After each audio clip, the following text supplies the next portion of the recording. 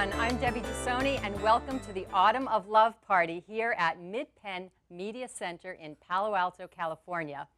Now we're celebrating not the Autumn of Love, but the Summer of Love, 1967, where we're reminiscing about conversations and clothing and events and music that were going on in the time of the Summer of Love.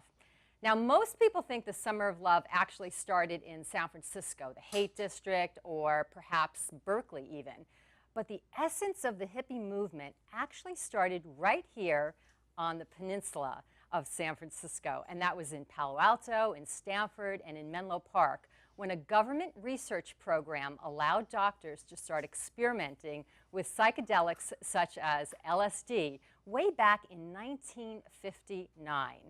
And we are so pleased today to have with us three people that were in the thick of it all back in 1967, from the sexual revolution to the drug experimentation to the social revolution to the spiritual revolution. And these amazing people not only survived it all, but are still thriving and are pioneers in their work even up till today. So let's take a look and see who they are. Let's meet them and get on with the discussion. First to my right, I have Mr. Martin Wasserman. Marty is the producer and host of Future Talk here at Mid-Penn Media and a former Silicon Valley software engineer. Marty went from spending the summer of '67 in San Francisco hanging out in the Haight with iconic legends such as the Grateful Dead to having a successful career building software tools for Silicon Valley companies. Thank you, Marty. My pleasure.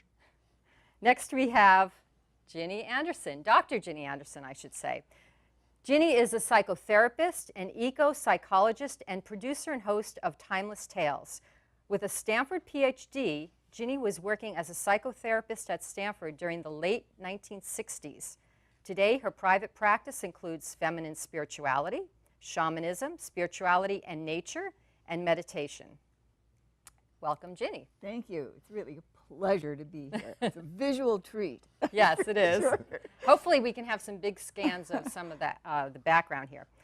Last but not least, we have Dr. Jim Fadiman, another Stanford PhD, who is probably best known for co-founding the Institute of Transpersonal Psychology, now called Sophia University, and for his pioneering work on psychedelics for therapy and self-discovery. He's authored many books, including The Other Side of Hate and The Psychedelic Explorer's Guide, and was an early friend of Ken Kesey, who played a leading role in the counterculture movement. Welcome, panelists. Thank you. Thank you. Great. Let's get started. So take me back, a day in the life of you in 1967. What were you doing day and night, and how did those activities influence your future path in life and work? Well, 1967 was the year I graduated from college. I was living in New York City, and I wasn't sure what I wanted to do with my life, and I thought that if I was ever going to take some time off and do what I pleased with no responsibility, this was the time. And I had heard about the Summer of Love and what was going on, so I thought I would come out to San Francisco and check it all out. Did you hitchhike over? No, I flew. Oh, you flew. Yeah, the middle-class way. Actually, I did know somebody in San Francisco. My brother was living in the city. He had just gotten out of the Peace Corps, so at least I knew somebody who was a big help. So I found myself living in a rooming house. It wasn't in the Haight-Ashbury. I did live in the Haight-Ashbury later, but not in '67. But this place sort of embodied the spirit of the times. Sort of a communal house where everybody... It was pretty communal. Back in the old Barbary Coast days, it had been a bordello. And it was laid out to be very warm and comfortable. There was a communal living room where people would congregate. Everybody knew everyone and was friendly. The rent was $14 a week. The average age was about 20. The vast majority of people were not native Californians. They were recent arrivals, trying to see what was going on. And the favorite recreational activities were psychedelic drugs. Sounds like a dream. Sounds like a great summer. Ginny, how about you? What were you doing at the time? Oh my gosh. Well, I have to back it up from Palo Alto to Davis, where I was working as a psychologist there on the campus. And there was a psychologist named Wilson Van Dusen who was doing some research at Mendocino State Hospital with schizophrenics and LSD. And I was hooked like a fish. And Why do you think that was? Well, everything that he was describing was, oh my God, you know, this is not just me who has images like this and visions like that. And here's this whole body of stuff that's happening that I belong to, and I'm just, you know, I'm pulled by that hook to the place where it's happening. And so I actually came to study at Stanford for the summer, and then was hired at the Stanford campus. And I came as a single mother of 5 children, and I didn't have a place to live. You needed some drugs. I needed some drugs. But I camped with my kids on the beach and came across the mountains to Stanford every day for the whole, most of the summer that I was there. And when the first rains came, and I could not fit 5 children, open sleeping bags, and a dog into the car, which was a Citroen 2CV or something like that. I mean, really tiny car. I knew I had to find a place to live that would house all those kids and me and so on. So anyway, long story short, but I found a spot to live that I couldn't afford, and so I began to get other people to live with me. And so for 7 years, we lived in that house. I raised the kids. I went to Stanford and worked there, and started a little private practice. So, but I think living communally was the beginning of lifelong communal living, which I still do. So anyway, How many people do you live with today? There are 5 adults, and we range from 60 to 90. Wonderful. So Yeah. you took it all the way there. How about you, Jim? What were you doing in summer of '67? Oh, it's so embarrassing. I had an almost respectable job, having graduated from Stanford with a PhD, and to their horror, in psychedelic research. Just as the government said, we don't want to know anything, thank you very much for your research. So I got a part-time job at San Francisco State. I did live communally a couple of summers in New Mexico, where we built from nothing, literally a bunch of trees and a spring that cattle and us used, a community called the Llama Foundation, which is still going, just celebrated its 50th year. Wow. Married someone named Dorothy, who had been involved with, among other people, Ken Kesey. And I was dancing between being legitimate enough to earn a living and having enough of a life so that I wasn't ashamed of being legitimate. Okay. And So depending on who you talk to during the day or night, you are a different person. Well, you were. at my graduate work in particular, I was the only graduate student in psychology that wore a coat and tie every day. And I did that because I was taking psychedelics and doing psychedelic research and reading the Tibetan Book of the Dead for information. Yes. And, Just a little light reading. and at night. the I reason read for the that. coat and tie is I thought, I'll fool them. They will think that I'm straight. And the terrible thing is, it worked.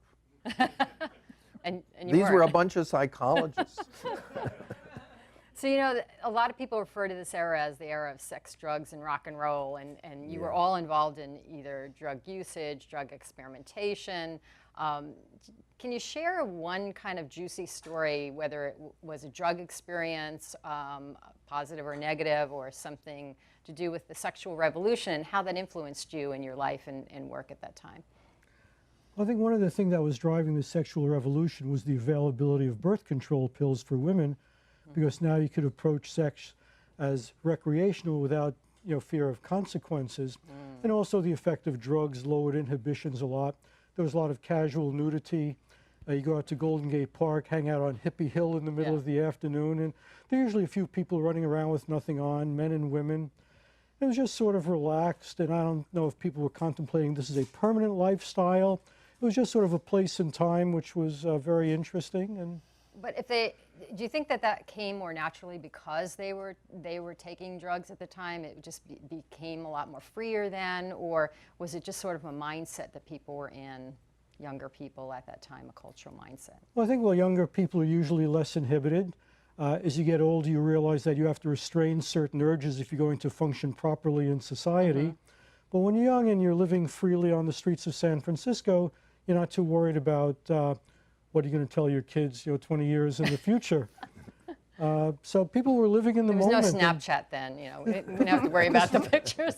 It was all about living in the moment, essentially. No one was thinking too far ahead. Yeah. How about you, Jim? Any juicy stories? Don't look at me for juicy stories. I don't know. Is there a juicy story between the two of you? I don't know. No. We were on the same staff at Yeah, well, I noticed the Stanford for a connection, while. so that's why I thought I'd probe there. But I'll tell you that everybody else on the staff was really jealous of him because he somehow had a flair for being able to garner time for his work that he was doing. And we were saying, we're just working our butts off, and he is playing. No, we didn't play. No. How did you do that, Jim? I was on the counseling staff, and I was really not very good. Because I'd been doing psychedelic therapy with people for a couple of years. In psychedelic therapy, you really make a transformation in a person within a single day. Huge transformation that's often lifelong. And with psychotherapy, you talk and they talk and you talk about them and they talk about them and they talk about them and they talk about them. There's a lot of talking. And I just got bored because they all looked the same to me. They came in different bodies and they were sometimes of different sexes. But the story was always the same, that if I only a little more, I would have a little more. And so my only brilliant breakthrough that comes, this is not a very sexual story, is a student who was fairly crazy. And I said, psychoanalytic, Rogerian, psychedelic. I said, what do you eat? He said, burgers and Cokes. Which everyone did at the time. Yeah. Would you try just for a week eating food? Yeah. And he kind of looked at me and I said, just for a week. Like whole food. And within a week, all of his mental concerns about his childhood and a difficult uncle and the move to Stanford and what his major was, all vanished. Well, they say the whole organic food movement So, came this from was not even area, organic, this was just food, like Whole in food, the dorm. Yeah. And I didn't last that long, but I was I had been hired as the freak counselor. And we didn't know that he had that label, but it But I became did. evident. Yeah. What about, did you use as well? You did experiments with your clients, but were you a user as well? I never did anything at Stanford that was worth breaking the law for. Okay. I did teach some stuff. But Stanford was terrified that it would become one of its slogans, the Harvard of the West. Oh, right. Because Tim and Too Dick uptight. had been fired and the nation was going crazy, and the government said, we can't stop the millions of kids taking psychedelics. Why don't we stop research? That would be intelligent. So I had this career in psychedelic research that would totally ended. And so I did a lot of other things for a while. And I'm now doing psychedelic research again. Full circle. Ginny, how about you? Well, this is do you have any interesting Yes, stories this on is a usage different or twist. sex? Okay. Let me see. I'll just take a part of that. But anyway, I was co-leading some therapy groups with a psychiatrist who said, why don't we do something together? We'll take LSD or something. So I knew that he was interested in a sexual connection, and I knew that I didn't want to do that with him. And so I said, oh, that's a great idea if your partner will come and be with us. Oh, so a threesome back then. Well, I know, I didn't really have that in mind. Anyway, so we took what we took, and he got into a fantasy that he was Jesus Christ on the cross. And he was not quiet about being Jesus Christ on the cross. He was suffering. And I am the mother of 5 children, right? And this was a day off for me. And I'm looking all over the garden, the house. Where is there a quiet space that I'm not going to be hearing his story on my time? And that actually became a little guiding pillar for me about what I could afford to do at that point in time about just about, I've got 5 kids to raise, and I'm the it for them. And so I really had to be mindful about that. But it was a really important lesson for me in lots and lots of ways. Now, Marty, you came out from New York. You didn't have any kids, right? Right. You were free and easy, right? Right. So Summer of Love, you have to have some interesting happenings there with some drugs or sex. I'll leave it up to you. Yeah. Well, I'll stick to the drugs part, I guess. Nobody wants to talk about sex. It was a sexual revolution. Well, what's going on here? the problem is, and I taught fiction for a while, and one of the issues is how do you describe sex in literature? And the answer is, it's really hard to do it very interestingly because everybody kind of knows how it's done. And they know what you start with, and they kind of know where it goes. And it's better visually. Yes. Okay. For a man, I think. So, Marty, tell me. One thing about drugs is that, it's not just for pleasure. People are thinking in terms of mind expansion. Right. You were going to take these substances, you'd expand your mind and see the world in a different way, and realize the futility and wastefulness of everything you've been taught up till that point, and break out of your cocoon and become an entirely new person and maybe float away like a butterfly or something. And that might have been a little overhyped by the media. I mean, everyone had their own different experiences on drugs, but I'll tell you one experience that happened to me. Everyone experienced this differently, but for me, I'd say the most important effect was the psychological effects, because sometimes my sense of time would slow down. I would perceive everything in slow motion, including my own thoughts. So, for example, the standard model of behavior is stimulus response. Something happens, you instantly respond. Except it's not instant if you're seeing it in slow motion. Maybe there's a chain of 30 thoughts, each one triggering the next one between the stimulus and response. And maybe the response is not always appropriate. Maybe certain stimuli set off inappropriate responses, anger, fear, whatever it is. And people spend thousands of dollars on psychiatrists trying to break these patterns.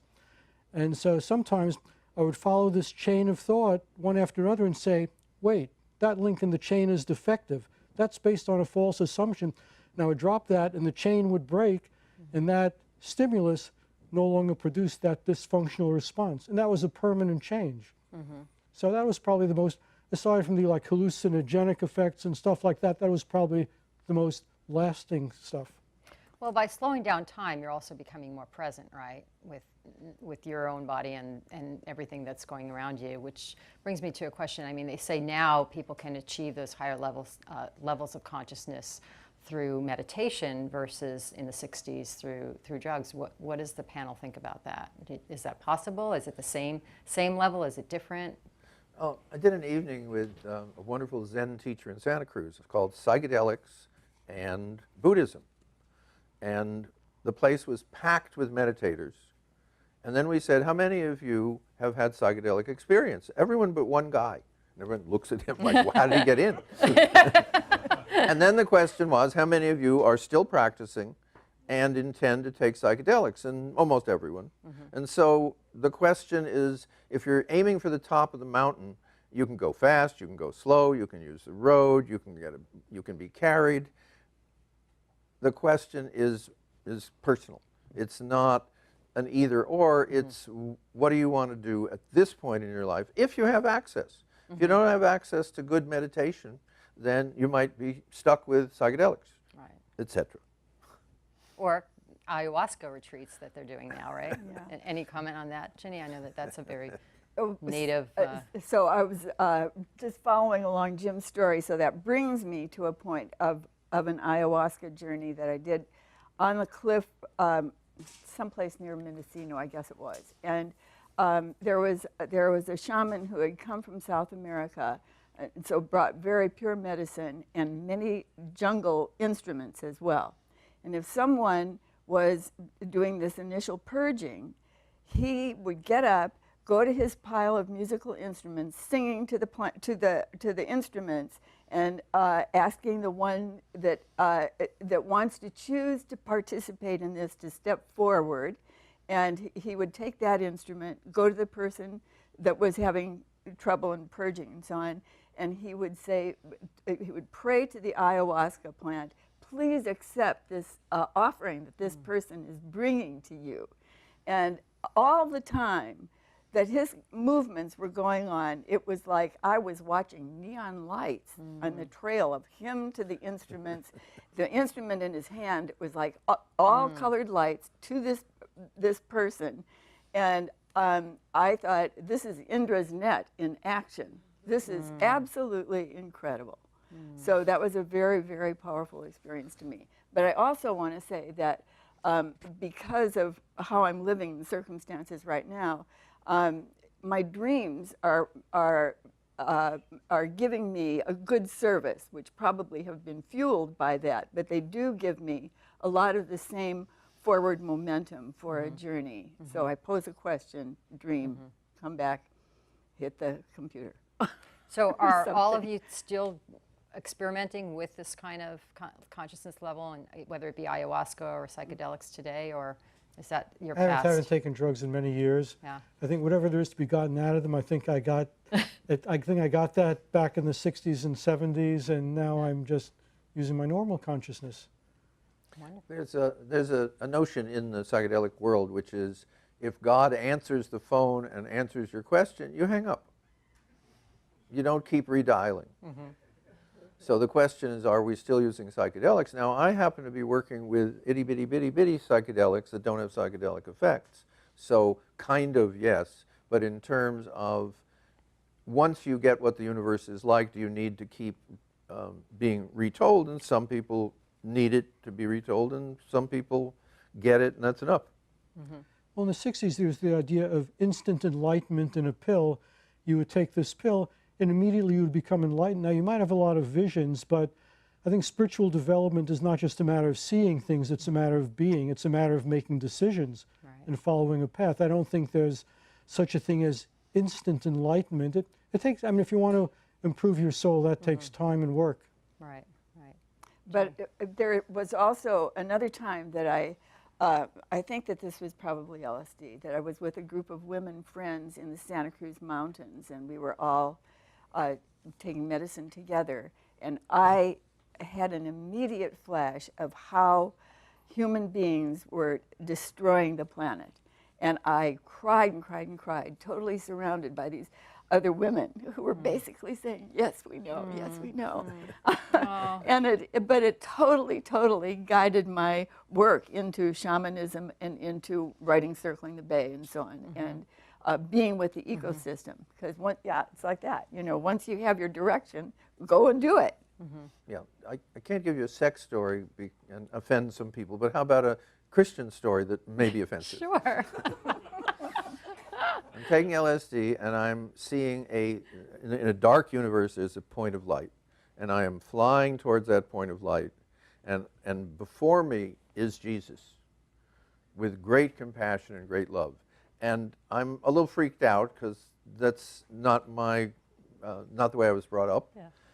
And not your religious background. However, there's this ray, and I'm flying, and it's wonderful. And then I fly by, and I look back, and it isn't Jesus. It's actually a kind of cutout. You know, the way when you see a stage set, you see the 2x4s in the back and where they've put the sides in. And then I turned and went towards the light.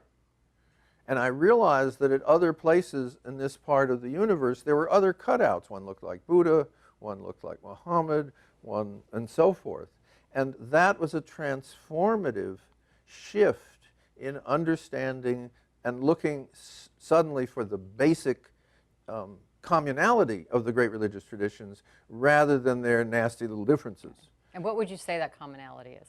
Well, that commonality, as the Dalai Lama says, all religions include kindness. Yes. All religions have mystics who all have the same experience because there's only one reality. Right. And that, as the Beatles say, all you need is love. Now, saying that, we know what I just said, and people who don't know what I just said think that's that kind of crappy, sappy 60s stuff. And all I can say is the crappy, sappy 60s stuff is still what we're missing. Yes, and it is coming all back to the heart, right? Isn't that what it's all about? Whether it's the heart of Mother Earth, Yeah. and with a lot of your work, and the heart of being present and being yourself, and kindness and compassion when you think. We're still working on it. We're still working on it, you're right. Well, we have a couple minutes left, and I want to end the sex, drugs, and rock and roll conversation with a rock and roll question. Think back to 1967. What was either the song or the band that if you hear it today takes you right back in there, and why? Marty. I was never actually a huge music fan. It was never about the music for me. I can't really name a specific song. I didn't attend concerts all that often. Sometimes if they were outdoors, I might. But you know, music has a certain rhythm. Music has a soul of its own. Music affects people in a way that visual pictures don't. As a general rule, I didn't care much for hard rock, the kind of driving, pounding kind of pulse. Never enjoyed that. I like things that, nice melody that sort of opened up vistas. But I can't really name a specific song for you. Okay. How about you, Ginny? Incredible Spring Band is the group that that I was really drawn to. We're all still here.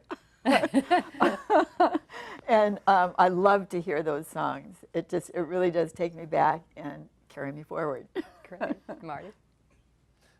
I'm still a Beatles fan, and what's wonderful is I have 7-year-old friends who share my love of the Beatles.